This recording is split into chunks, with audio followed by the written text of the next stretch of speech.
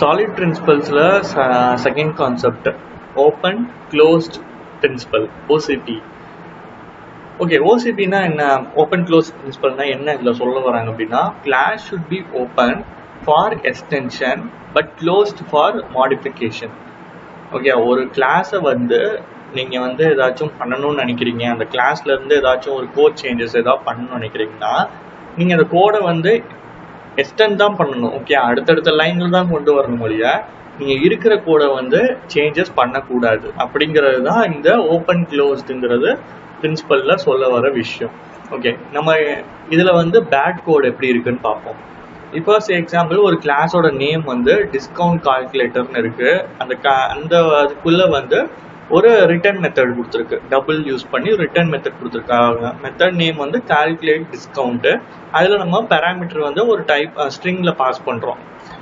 Okay, இதோட இது என்னதுன்னா, சில்வர் வந்து இவ்வளோ பர்சன்டேஜ் வந்து டிஸ்கவுண்ட்டு, கோல்டு வந்து இவ்வளோ பர்சன்டேஜ் டிஸ்கவுண்ட்டு, மற்றதுக்கு எதுக்குமே டிஸ்கவுண்ட் கிடையாது அப்படிங்கிறதுக்கான ஒரு சின்ன ஒரு கோட் தான். பட் இது வந்து பேட் கோடுங்கிறாங்க. ஏன் பேட் கோடு அப்படிங்கிறாங்கன்னா, இப்போ நீங்கள் வந்து ஒரு if condition, if condition use பண்ணுறீங்க அப்படின்னா, இப்போ வந்து இதில் சில்வர் கோல்டு இருக்குது. எக்ஸாம்பிள் இதில் ஒன்று பிளாட்டினம்னு ஒன்று ஆட் பண்ணணும்னு நினைக்கிறீங்க அப்படின்னா, நீங்கள் என்ன பண்ணுவீங்க, இஃப் யூஸ் பண்ணி types equal to platinum return வந்து ஒரு 30% இல்லைனா 10%ன்னு டிஸ்கவுண்ட் வந்து கொடுக்குறீங்க.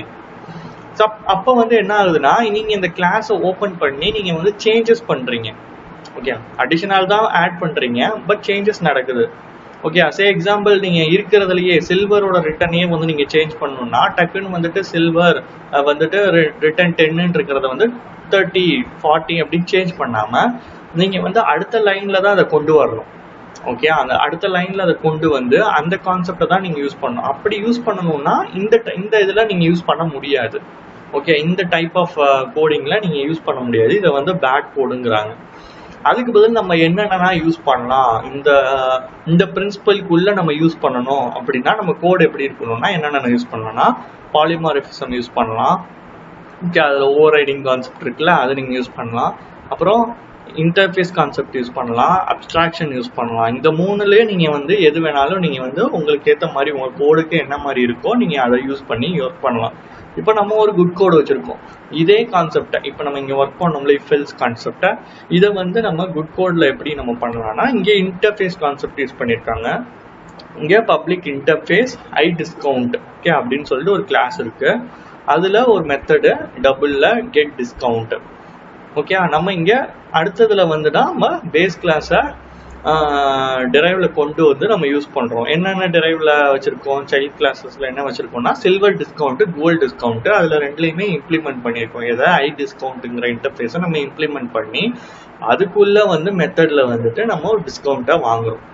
ஓகே, அப்போ வந்து நம்ம வந்து எக்ஸாம்பிள் இப்போ அடுத்த பிளாட்டினம்னு போடுறீங்கன்னா, நீங்கள் வந்து இருக்கிறது எந்த கோடையும் நீங்கள் சேஞ்ச் பண்ண மாட்டீங்க. நீங்கள் இருக்கிற அந்த கிளாஸஸை நம்ம இப்போ இங்கே என்ன ப்ராப்ளம்னா பார்த்தீங்கன்னா, இந்த கிளாஸ்க்குள்ளே நம்ம கை வைக்கிற மாதிரி இருக்குது. கரெக்டாக? இப்போ வந்து நம்ம அதான் சொல்கிறேன், பிளாட்டினம்னு ஒன்று ஆட் பண்ணுறோம் அப்படின்னா, நம்ம இந்த டிஸ்கவுண்ட் கால்குலேட்டர் இந்த கிளாஸ்க்குள்ளே தான் நம்ம சேஞ்ச் பண்ணுற மாதிரி இருக்குது. பட் ஆனால் இந்த இதுக்குள்ளே வரும்போது, இந்த மாதிரி கான்செப்டை இந்த கோட்குள்ளே யூஸ் பண்ணும்போது நீங்கள் தனியாக தான் கிளாஸ் வந்து கிரியேட் பண்ணுவீங்க. எக்ஸாம்பிள், அடுத்த கிளாஸ் இன்னொரு கிளாஸ் வந்து டிஃபைன் பண்ணுவீங்க, பப்ளிக் கிளாஸ் பிளாட்டினம் டிஸ்கவுண்ட், அதுக்கப்புறம் ஐ டிஸ்கவுண்ட் இதுக்குள்ளே கொண்டு வந்து திருப்பி அந்த மெத்தடை கால் பண்ணி அதுக்கான டிஸ்கவுண்ட் வேல்யூவை நீங்கள் கொடுப்பீங்க. சப்போஸ் சில்வர் டிஸ்கவுண்ட்டே வந்து வேற இருக்குது. ஓகே, வேற மாதிரி நான் வேல்யூ கொடுக்கணும், தனியாக நீங்கள் எழுதுவீங்க. ஓகே, கோடு அந்த மாதிரி தான் நீங்கள் யூஸ் பண்ண முடியும். அப்படி யூஸ் பண்ணும் போது தான் நீங்கள் ப்ரீவியஸாக என்ன ஒர்க் பண்ணியிருக்கீங்க, என்ன மாதிரி ஸ்ட்ரக்சர் யூஸ் பண்ணியிருக்கீங்கிறத நீங்கள் கொண்டு வர முடியும். எக்ஸாம்பிள், இப்போ நீங்கள் வந்து இப்போ இன்னைக்கு 10 இருக்குது, நாளைக்கு ஒரு 20 கொடுக்குறீங்க, திருப்பி 10 கொடுக்குறீங்கன்னா திருப்பி நம்ம சேஞ்ச் பண்ணிட்டு இருக்கணும்னு அவசியம் கிடையாது. பழைய கோடை நம்ம யூஸ் பண்ணிக்கலாம். நம்ம அப்படி யூஸ் பண்ணும் போது நம்மளுக்கு இந்த மாடிஃபிகேஷன் சேஞ்சஸ் என்னென்ன நடக்குது, மெயின்டெனபிலிட்டி இருக்கும். நீங்கள் இந்த பேங்கிங் செக்டர்ஸ்னால் ஒர்க் பண்ணும் போது கண்டிப்பாக வந்து பேங்கிங் செக்டர்ஸ் அப்ளிகேஷன் பேஸ் பண்ணி ஒர்க் பண்ணும் போது நீங்கள் வந்து ஊப்ஸ் கான்செப்டில் கண்டிப்பாக சாலிட் பிரின்சிபல்ஸை நீங்கள் அதுக்கு பேஸ் பண்ணி தான் ஒர்க் பண்ணணும்.